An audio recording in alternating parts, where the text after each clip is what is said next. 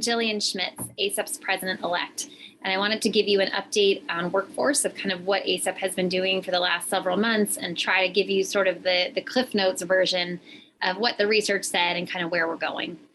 I think this is a scary time right now during the pandemic with lots of anxiety and uncertainty, and all of us are tired from multiple things going on over the past year. And it's natural to panic and to feel concerned about what's happening with the job market and what's going on with the future of our specialty. But I want to reassure you and give a little bit of hope and optimism that we're working really hard on this, and a lot of progress has been made in the last few months. And if there's one thing you take home from this talk, it's that the world is not ending, right? The sky is not falling. We are realizing that there are going to be some hurdles and some obstacles that we're going to have to work around. And that's okay. That's what we do as emergency physicians. We constantly have things thrown at us that were unexpected.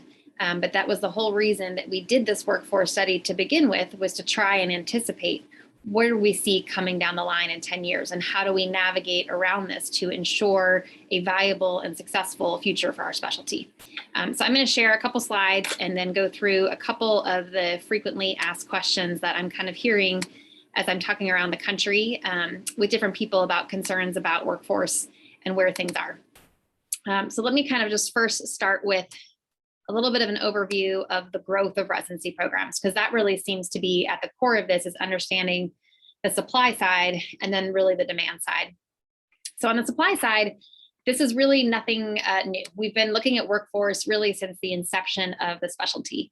And sometimes we take for granted or forget that emergency medicine is one of the newest specialties, right? We didn't really exist more than about the last 50 years. So 50 years ago, there were just a few handful number of residency programs in emergency medicine, and nobody knew what the right number was to train adequate amounts of emergency physicians to take care of the public. And so we know it's been growing, and it was predictable that at some point we would reach sort of a saturation curve, that we would need to either change our model or look at our growth of supply. So this is something we've looked at and really seen a change in growth over the last 5 years primarily, but over the past 20 years saw growth. And previous studies had largely said that we had a deficit of all physicians, but including emergency physicians. In 2002, there were only 144 residencies. Today, we have over 275, and a majority of that growth has really occurred in the last 5 years. And this is why we did the workforce study, to say at what point is that growth going too fast, and how do we continue that growth in a responsible manner that matches the attrition out of the workforce. There has been a number of sort of misperceptions though, so to kind of clear this up, if you just looked at ACGME, which is the accrediting body for residency programs, you would see that between 1990 and really 2010, there were about 3 or 4 new programs a year. And then around 2015, we saw this sharp incline. But what is often mistakenly attributed to a significant growth of 20 new programs a year is sort of not correct, because half of that growth were residency programs that were previously accredited by the AOA, or the Osteopathic Association. So around that time, we started what was called the single accreditation system, where now the ACGME would accredit both the allopathic and the osteopathic programs. So although the growth started substantially at that time, half of those programs already existed. We just weren't counting them in the ACGME bucket, but half of them were not new. But it's still substantial growth that we need to pay attention to and to understand what's driving those curves. So if we look at growth in residency programs and positions, there's really 2 things. One is the number of new emergency medicine programs. And if we combine those that were accredited by the ACGME and those that were accredited by the Osteopathic Association, you would see that between 2014 and 2020, there was about a 15% growth in new programs. But what's really, I think, more impressive is on the left side here is the number of EM1 positions. So over that time, programs that already existed were expanding their complement. So instead of having 8 residents, they would increase to 10 or 12 residents. So the combination of both of those things, we're adding new programs, and then the older programs that already existed are getting larger. Both of those are really responsible to the large growth that we're seeing sort of on the supply side. So this begs the question of really who is starting residency programs? Is it hospitals or is it physician staffing groups? And if you look at sort of the data and understand how this works, to create a residency program, you have to have a sponsoring institution. And a sponsoring institution can be a university, a medical school, it can be a physician group practice. But it's important to point out that for emergency medicine, there are no current residency programs that are sponsored by a physician group practice. Every single one has been started by a hospital or a health system. So they are the ones that are really driving the growth in residency programs, and it goes across all models: for-profit hospitals, nonprofit hospitals, and even public hospitals. So the largest has been HCA Healthcare, which now has 16 affiliated residencies, mostly growing in Florida and Texas. But you can see in other parts of the country, in Pennsylvania, for instance, there are really other systems, public health systems, nonprofit systems of Jefferson Health that are starting residency programs left and right. So regardless of who is funding it, this is a model that has been successful for hospitals and health systems. And they see an obvious benefit to starting a residency program because it helps them with recruitment, it helps them with retention, and it helps them with staffing their emergency departments. So there is a financial incentive and a business incentive to start a residency program. I've heard a lot about the concerns about, quote, CMG starting residency programs. And I just want to address this because I think it's hard to say that that is actually the case. CMGs are not the sponsoring institution for any emergency medicine residency program. Right now, again, it is primarily the hospitals and the health systems. It is true that many corporate management groups staff many of the larger hospital systems, including HCA. But HCA really proudly says they are starting GME and investing in GME because this is a service line that they feel needs to be developed.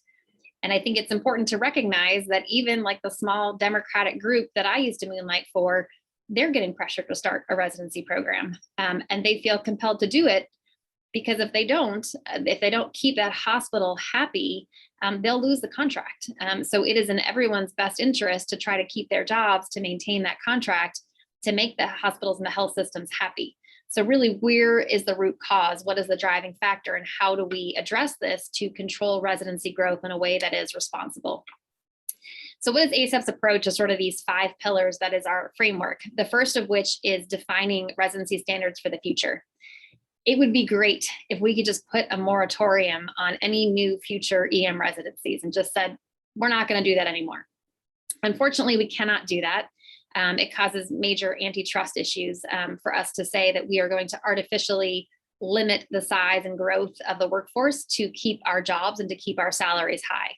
Instead, what we can do is raise the bar and make it more difficult for hospitals and health systems to start residencies by raising the bar and increasing the training standards for education and training.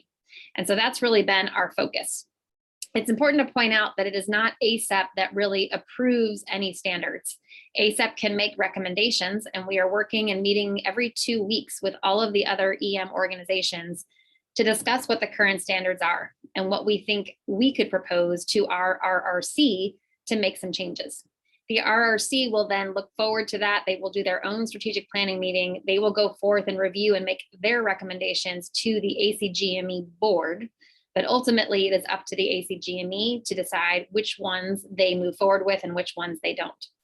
But we are looking across the whole board here, including procedures. So for intubations, the current recommendation, I believe, is 35 intubations to graduate residency. And up to a third of those can be done on a mannequin. I don't know about you, but intubating a mannequin is nothing like intubating a real person, particularly if it's a bloody airway or angioedema. And now we have some anesthesia literature that says you probably need at least 70 intubations, and that is in a controlled OR setting to be competent, and probably even more to be proficient. So these are the types of things that we have some evidence to support that those standards need to drastically go up. We're also looking at things like faculty requirements. How many fellowship trained board certified emergency physicians should be on staff at an academic program? What are the scholarly activity requirements of faculty and residents? And what sort of productivity should we have academically to really ensure that the standards are high enough to support residency training and to support the training of the next generation? We're also looking at primary site requirements. So right now, regardless of how big a residency program is, the only requirement for your primary patient visit site is that you have 30,000 visits a year. We know you need to see substantially a high volume to be able to see those low frequency but high intensity cases.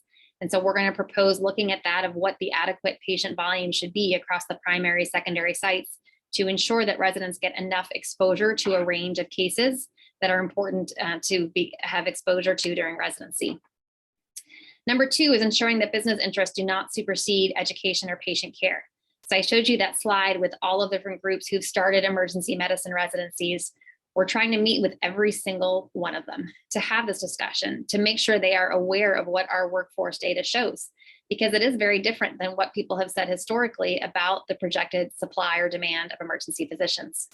We're also working with them to help them understand the concerns that we have for workforce and how that is going to impact the future of emergency medicine. Much of the growth has been looking at these newer hospitals and trying to maximize their cap at 5 years.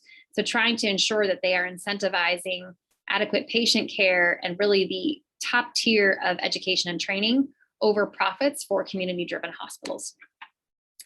3 is that we're looking at the unique role of emergency physicians and really maintaining that there is no replacement for a board-certified emergency physician. We know in 30 different states right now, there have been some battles on scope of practice and PAs or nurse practitioners trying to fight for independent practice. ACEP cannot and will not ever support independent practice, and we couldn't be fighting this more fiercely. We have joined with other organizations, including the AMA Scope of Practice Partnership, as well as looking at how we really captivate and capture the role and value of emergency medicine and educate not just legislators, but the public on the difference in our training, the difference in our skills, the difference in our experience, to tell them that it's okay to ask, that it's okay to understand who's taking care of them in the emergency department, and know that they want the most adequately trained physician leading that team in the emergency department. This is important because we've seen growth in the number of physician assistants and nurse practitioners who are practicing in the emergency department, and about half of those are practicing independently.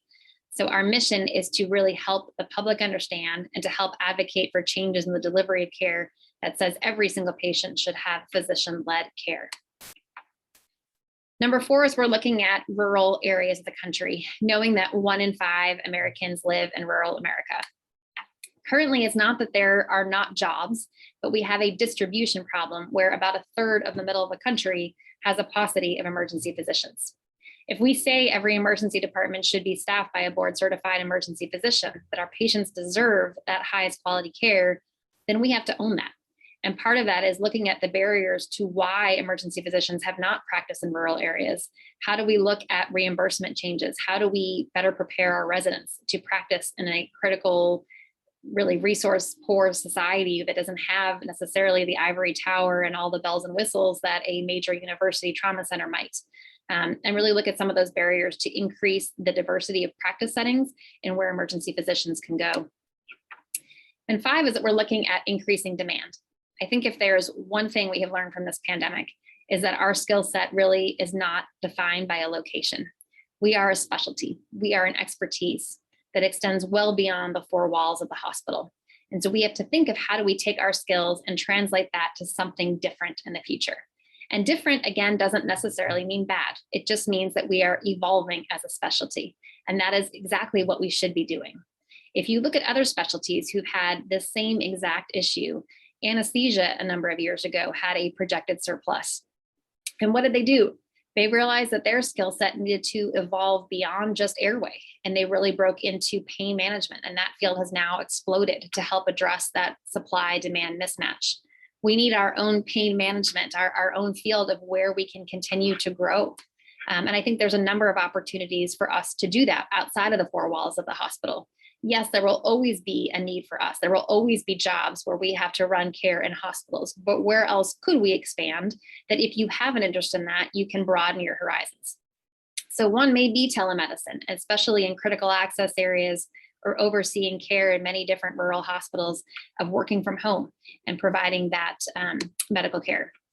We've also been talking to CMS about the designation of rural emergency hospitals. So we don't necessarily need more inpatient beds. We don't necessarily need more ICUs.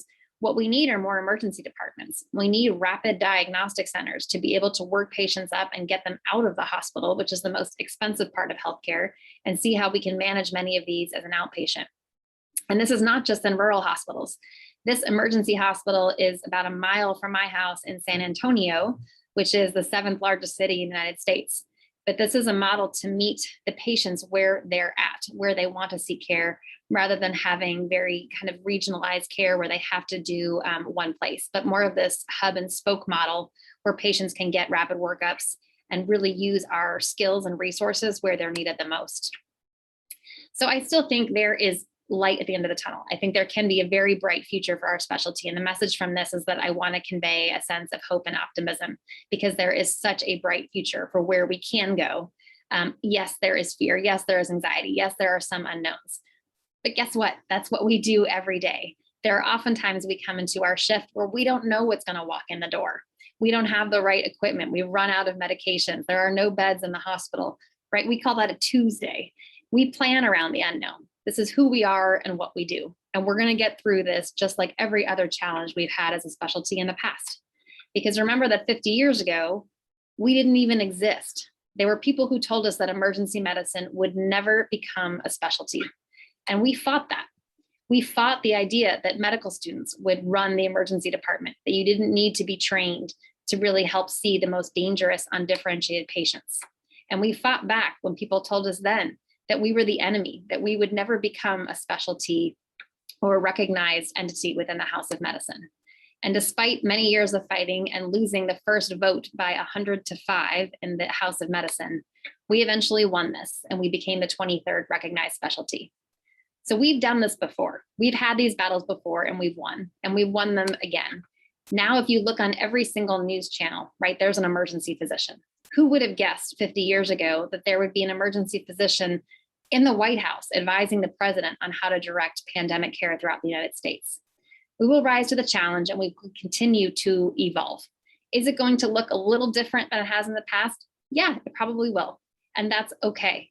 I think we should embrace that we are continuing to evolve as a specialty and that there may be new ways that we can practice and new roles that we can get into as emergency physicians. But this continues to underscore the importance of what you guys do every day, particularly right now during a very challenging time for ourselves, for our specialty, and for our country. And so I want to thank you for everything that you're doing. I want to inspire you to keep up the fight, and we will keep fighting on our end to help advocate for you and all emergency physicians.